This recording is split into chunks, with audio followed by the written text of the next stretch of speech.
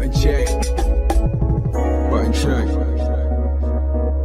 What is up, Butt Check family? Welcome back to yet again a beautiful new week of buttons that need to be checked. In this episode, we got a lot. It's action-packed. Chapters down below. We're about to get all the nitty-gritty, them little portions of Evo that you might have missed. There's a lot of information in this one. And also, your boy has a procedure being done tomorrow. So I'm going to post tomorrow, but it's probably going to be late. I'm going to get a endoscopy. I've never had one. It's about time. I've been having a lot of digestive issues. So tomorrow morning, early in the morning, Button Check will be going live from inside of your boy. So I'm gonna be inside of me. I'm gonna tap into the camera that they finna put inside of me, right? And I'm gonna say live from the endoscopy. We streaming, y'all. Thank you guys for your support. And it's gonna be some crazy shit that I'm not gonna do that. Wouldn't that be something?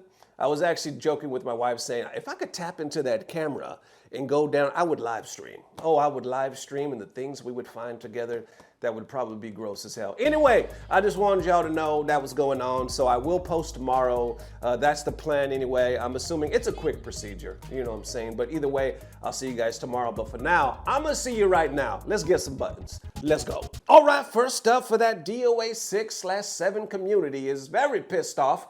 Buttons that need to be checked. So you may have remembered about a month ago, they posted a trailer pretty much hinting that there was going to be a 7, part 7 coming up, and they dropped this.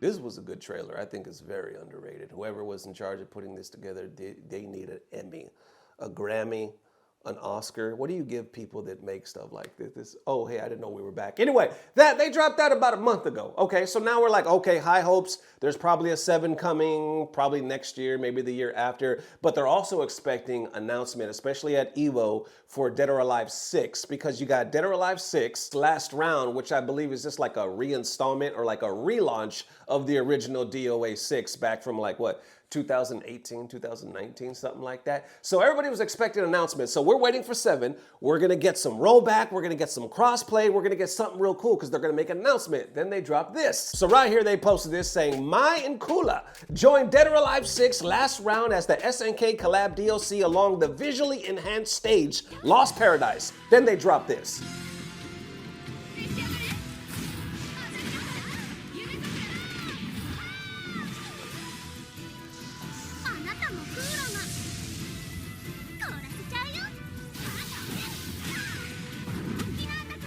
Okay, but here's the problem, if you didn't know. Mai and Kula are already in the damn game from when the game first released back in 2018, or when they joined the cast. This is the original trailer. From 6 years ago. No, 9? No, yeah, 6 years ago. When they originally announced Mai joining Dead or Alive. 6 years ago.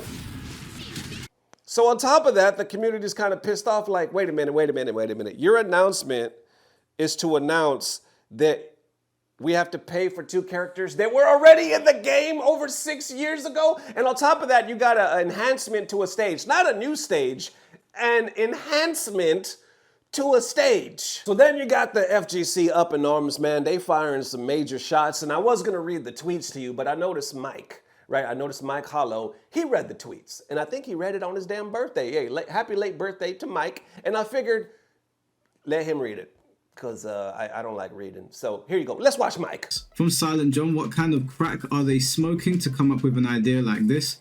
Why would I want to pay for characters I already paid for? I'm going to have a field day of this. I've been saying this since day 1. It was a cash grab. Red has been saying that. Just disappointing. After all this time, we finally get news and it's like a slap in the face to long-time DOA fans. It's a cash grab to help them fund DOA 7. Could have been handled better by giving previous owners a discounted upgrade path, like a $10 upgrade, like many other PS4 to PS5 games.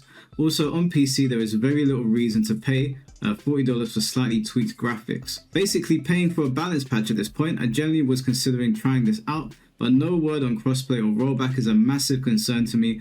I don't want to be searching for matches for eternity, then find one and have unplayable connection. And that's a real concern. Yeah, it's not looking good for us, I'll be honest. Koei Tecmo truly is the EVO of Japan. That's not a title that you want. No rollback, no crossplay, no Switch 2 version. recharging us for old characters, no new content, show other than improved lighting on a single stage, embarrassing. Now, I know you're going to get people in the comment section going, just wait, give it time. And perhaps you're missing the point here. If I was re-releasing an old game, one of the first things that I would show is definitely not reselling old characters. Reselling old characters that people already have in a pre-existing version of the game is not going to incentivize people to buy it. It's going to turn them off. If you had done this after you announced all the other good things, you might have had to deal with less blowback than what you're dealing with now. But you chose the single stupidest route to go. I actually can't understand why you would do this and who's on the marketing team, but whoever it is, you need to have a serious coming to Jesus meeting with those people. Now, basically, everybody is in agreement. Everybody is in agreement with this. Even if I go into the quote retweets, and there's no need to make this video super long, everybody is pissed with this. There you have it, man. Everybody in a nutshell is pissed at this. So a lot of people up in arms, you know, and I first saw it when it dropped, but I was so busy with other things that I didn't know what was really going on. Now that I got caught up with it this morning, I was like, wow, they actually did that. You know what I'm saying? They actually were like, hey, 2 new characters. Now, a lot of those replies were saying that it's probably a licensing thing where maybe the license expired, so we got to do it all over again. But at the end of the day, like, come on, that's such horse shit. Like, we paid for these characters 6 years ago. Now you're like, hey, guess who's joining the cast? Again? 6 years ago, and we don't even got no new titties. It'd be something if we had some new, like if you were like, guess who joins the new cast? You say, bam, and you give us this, but now you give it 2 times. Maybe you put me in the middle and I'm like this, and then your boy just looking like this. Then maybe we working something. We working with something. You know what I'm saying?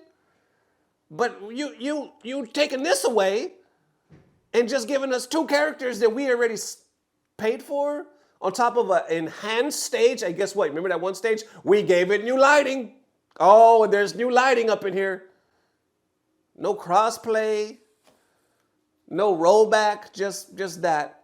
So yeah, people is disappointed, but it is what it is at the end of the day. Now on to the next DOA6, whether it's the end of next year or the year after that. How y'all feeling? Let me know. And all right, next up for them, EVO Street Fighter 6 stats. There's a lot of questions. I saw a lot of comments underneath the recent videos talking about, was Mena playing? When did he get eliminated? There's a lot of questions because it was so big. So we're like, who actually placed where? So I'm going to go ahead and answer some questions for you guys right now. Incross posted this saying placing of non-Japanese players up to 257th for Street Fighter 6 EVO Japan this year, top 384. So all the non-Japanese players, he actually made a list, or I guess he went through and just kind of put this together. Look, Punk number 2, you got Hope 4, Knuckle Doo obviously 7, Kills You was 9, Blaz was 13, Lex was 17. Lex got hella good, man. He did a hella, I mean, he's been good. I mean, he got a hella good placing. VX Bao 17, Boost Lee 17, NL 17. They're all tied for 17. Oil King was 33. Just a Kid 33. Rainpro, if I could talk, 33. Wawa 33. Crossover 33. Who else we got? Vega. Noah the Prodigy 65. He tied with Mr. Crimson at 65. So I did see Noah there. The time I saw him, he was, you know, he was losing that game, but I didn't know he got all the way to 65. That is hella good when it comes to a big tournament like this. So take that, you know, is what it is. But Big Bird got 65 as well with Mickey, MenaRD 65. Damn. So the guy that just won the whole damn thing twice in a row was out this year at 65. Who else we got underneath that? Riddles at 97. Dark 817, is that how you say his name? Or 817. Dual Kevin underneath that at 129. Kadaime, word up to Kadaime, the Young Buck, 129 as well. DCQ, 129 with Ending Walker in Cien, also at 129. Damn, so you see a lot of these guys. It is what it is. I mean, it's such a huge tournament. It's a good placing, but to them, obviously, it's not unless they're in top 8. Not Pedro, 129. Problem X, 193. Who else we got? Xiao Hai, 193, y'all. Xiao Hai, 193. This man won Fatal Fury at the same damn tournament. Got 193 in Street Fighter. Then who else we got? Enzo, 193 as well. Nephew, 193 as well. Emperor, also 193. Chris Wong, 257. Ryan Hart, 257. Rookie, 257 from Mexico. And hey, Pepito. And then wrapping it up right here, we got Chris T at 257. You see all the 257s tied up right there. There it is, man. So it's good. Obviously, Mena was prepping for Daigo, so he said that was more important to him. But check this out.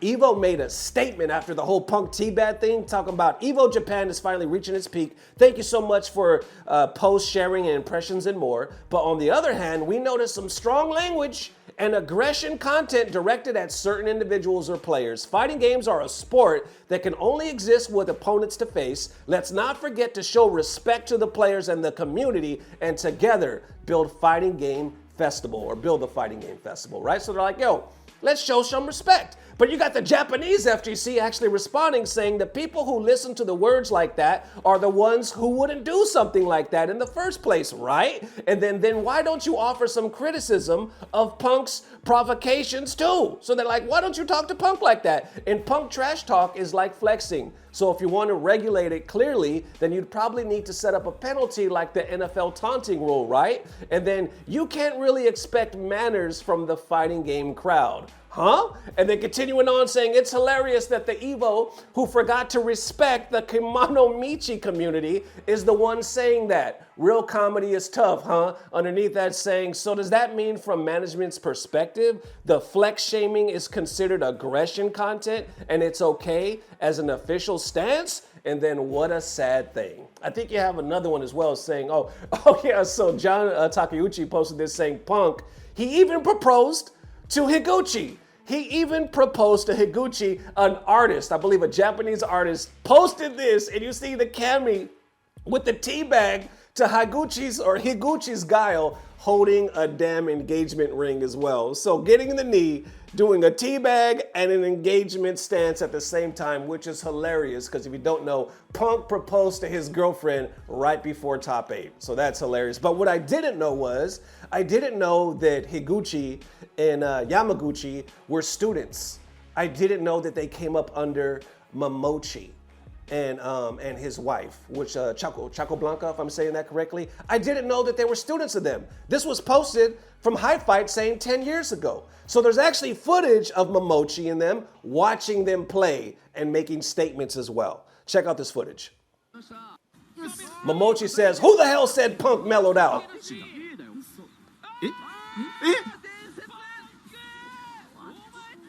これ奥さん誰だよパンク丸くなったって言ったやつここでやるのすごく They were like, it's the same Punk from Street Fighter V. He's so strong as well. Now this is the grand finals. Now he's watching his other student. やばいけるぞプロです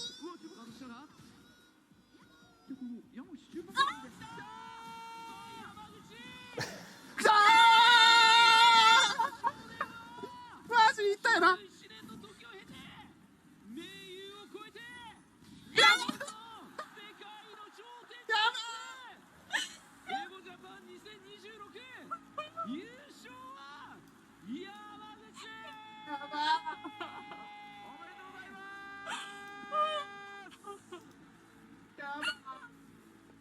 Just going through it, man. So happy.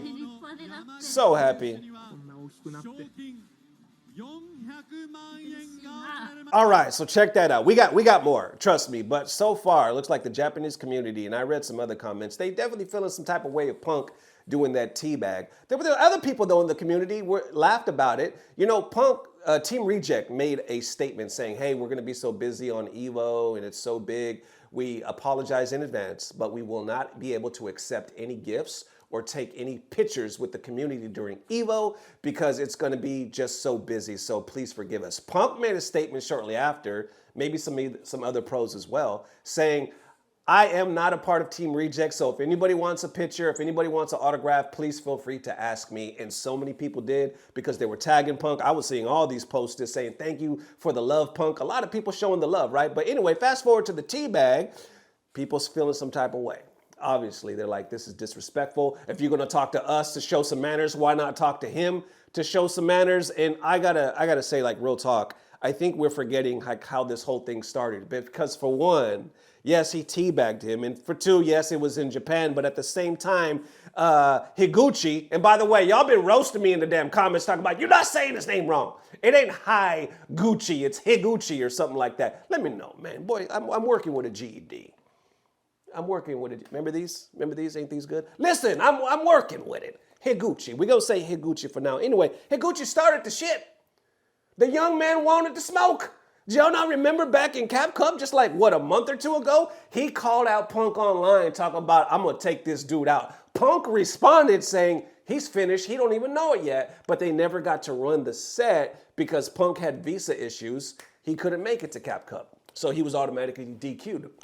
The reason why Punk teabagged him here is because of that. He didn't teabag not one other person in that whole other tournament of 7,000 people. You know what I'm saying? He did it because he remembered the trash talk. He was like, I got to put these young bucks in their place. It's love. Matter of fact, I saw him make a post. He made a tweet, if I could find it, where he was like, hey, my bad for that. I apologize. I was just caught up in the moment. You know what I'm saying? And I guess he wanted to make a statement. But he technically did apologize. I honestly think he got nothing to apologize for because the young buck, Higuchi, he wanted to smoke. He was trying to have that FGC spirit. I appreciate that. I don't think he did nothing wrong with that. I think that was dope as hell. It brought some hype to everything. But now that they finally get to run the set, young buck, you got to live with it. You want to smoke, you got to taste the barbecue. What the hell I'm trying to say is, like, I applauded the young man for doing it, but at the end of the day, all's fair in love and war when it comes to running that damn set. So I don't think Punk did anything wrong. Yes, it might be a cultural difference, and the people over there might not really understand why Punk did it, and they're just taking it as disrespect. But honestly, I think it's all part of the game. All right, and next up for that surprising amount that the Street Fighter 6 winner took home, Yamaguchi, and the 2XKO winner took home, buttons that need to be checked. First of all, let's start it like this. If y'all didn't see Grand Finals, we got a couple minutes of it. Check this out. Here's level 3, the ultimate connects. The clock is frozen. Yes, 4 indeed. seconds left. The level 3 punish here, that's raw damage, that's gonna be good in the mount. The coup de grace doesn't even give him the lead. He has to pop the Fury, he's not going to. He does now. Nude holds on and continues to set by a magic pixel. I cannot believe the clutch factor that this guy is able to establish. The hidden still finds the throw. Doesn't go for the Fury dash cancel, saves it out. The overhead lands. Still manages to save the Fury again. Quick rewind to get to the corner. And now is definitely enough to kill. Hikari saves the Fury for the 1v1. Indeed, man. Not much Fury left on Super Noon. And so with all these lights, he wants to bait out the Fury. 100% he just keeps doing the lights to try to bait that out. This time, no, Hikari not going to give it to him. Install might be the difference maker here. Fury still available. A little bit of drifting now. Too far for the jab. Avoids the assist. Scares a clean hit. The assist is not going to make it. Hikari's going to cash out. And it's going to be your first 2XKO champion for EVO Japan. What a showing from the young god. Lets out the battle cry. The big jump. Don't bust an ACL like Yipes did in 05, dog. That's all I got to say. Don't do that to yourself. Hikari, we talked about it though. From the moment he set foot on top 8 stage, he looked so locked in. Like nobody is messing with me today. I am on my game and I am not gonna beat myself. An incredible performance. Lift that trophy, young man. You deserve it. Our champion will take home 1 million yen.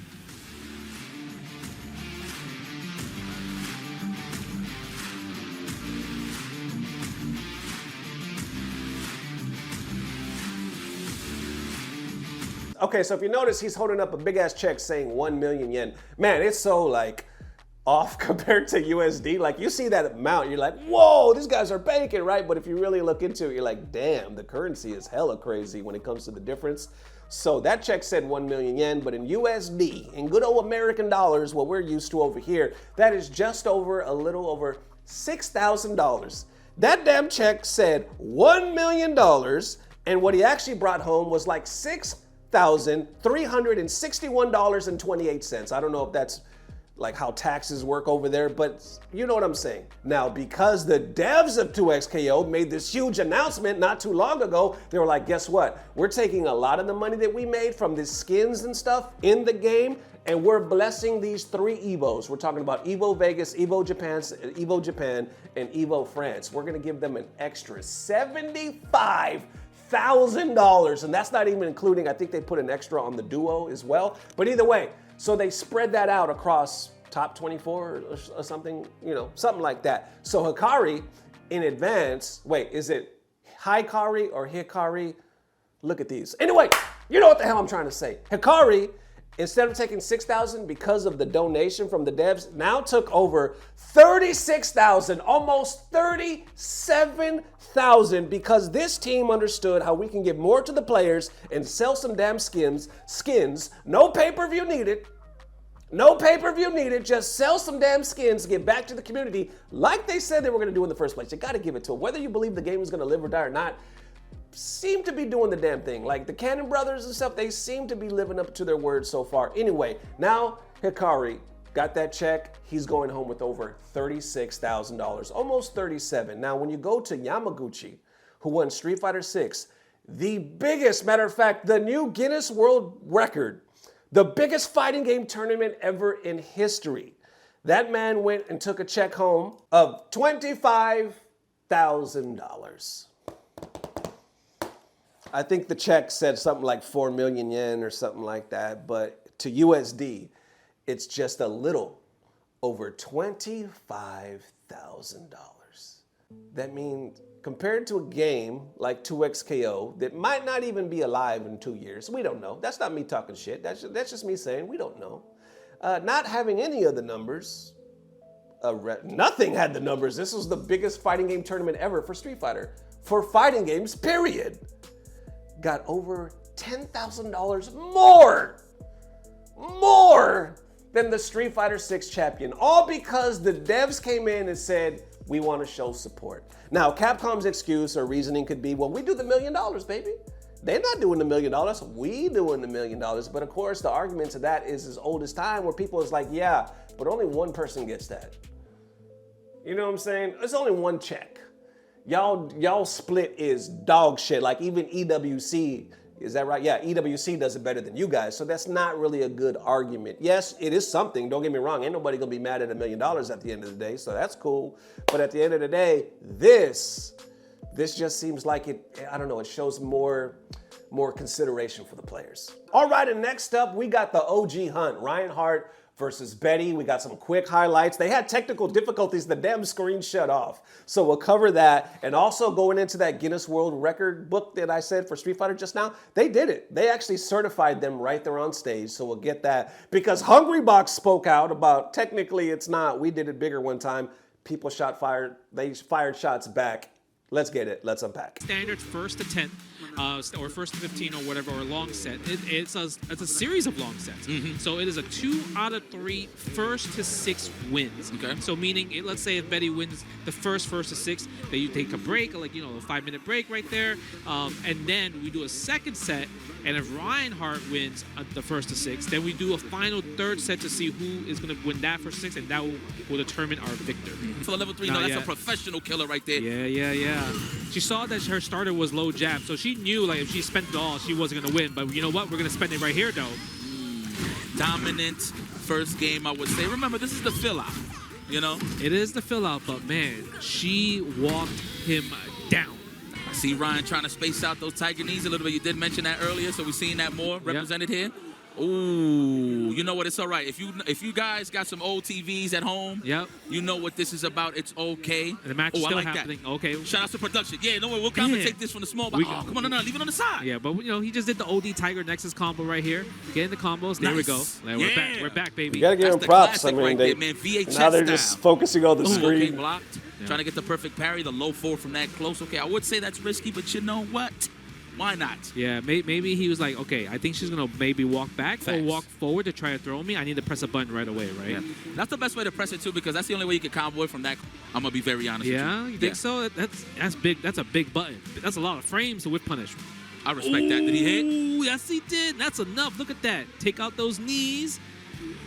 Oh my God. Oh, still alive. That's a burnout.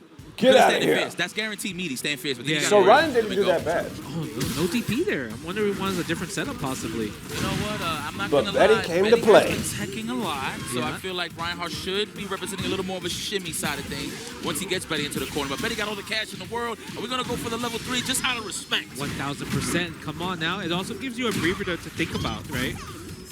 The jury Yeah. master is getting Damn. busy on this stage, and her Like, that's a dash up, another throw. baited. No. Oh, she did it. Looked like this She baited it. Okie dokie. Yep, that is the first win on Betty. She wins the first to 6. Okay. Oh.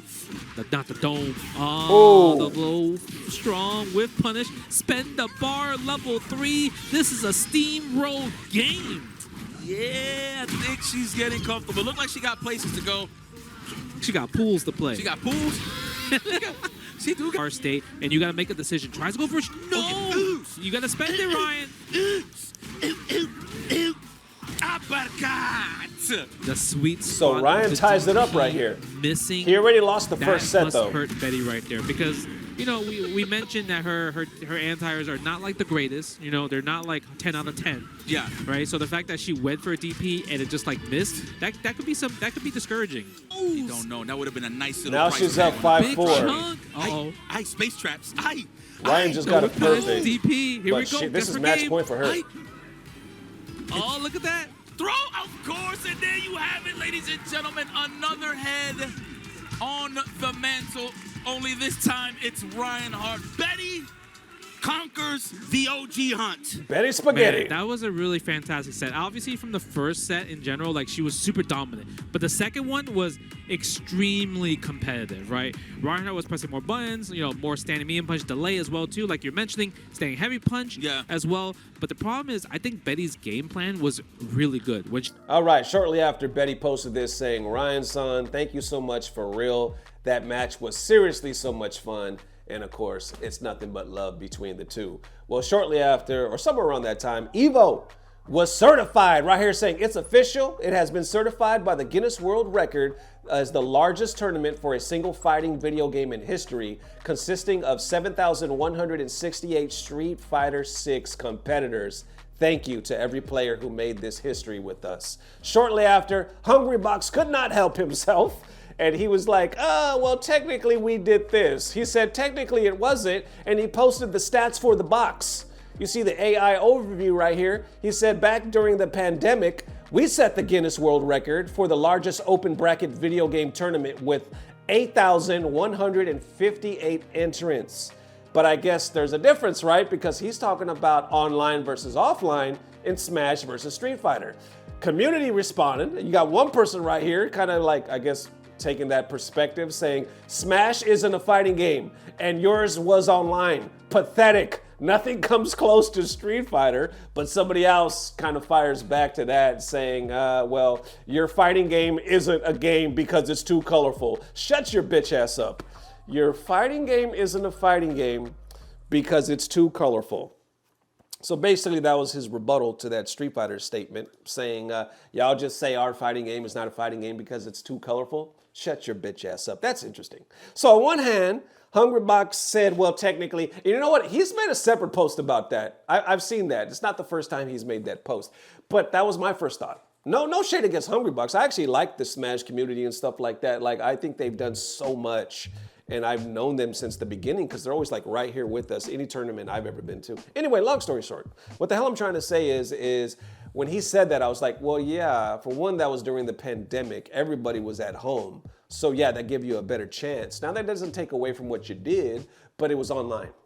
It was 1, online, and it was 2, a Smash tournament. So one can make the argument that it's not a fighting game. I've even heard a lot of Smash players say, it's not a fighting game, right? So that's why that other guy kind of fired back saying it was online and it was Smash because EVO's post did not say game overall. It said fighting game. And obviously there's a difference between online and offline. And that last thing that guy said is like, oh, your game isn't a fighting game because it's too colorful. Shut your bitch ass. I've never heard anybody in the history of anything in the FGC talk about, fuck that game, it's too colorful. It would be a fighting game if it wasn't. It's too many colors. It look like a bag of Skittles when I'm playing that shit. Not one person has ever said the reason why that game is not a fighting game is because it's too colorful. Unless you meant it's too kid-like. I don't know. All I know is at the end of the day, these is the buttons that need to be checked, and these right here. Either way, y'all be good. Definitely is Butt Check family. Definitely let me know how you are feeling. Appreciate the massive love, man. Like I said, I definitely have all intention to post tomorrow. I just don't know how it's gonna go. I don't know how I'm gonna feel. For the last 2 weeks, especially during EVO weekend, I felt like straight shit, right? My digestive thing has been going on. Maybe it's because I'm getting older. I've even been trying to like do better with my diet and my exercise lately, but something is wrong. Doctors told me the other day I had a hiatal hernia, so that doesn't help because that pushes all the stuff up and it's just constant burning and torture. I mean, it's horrible, bro. It is horrible. So hopefully they give me some good news tomorrow morning, and we gonna keep pushing. You know what I'm saying? We gonna keep pushing. So appreciate the massive love. As always, I don't know what it is, but I know somehow, some way, it's about to get better. Love y'all forever. Peace.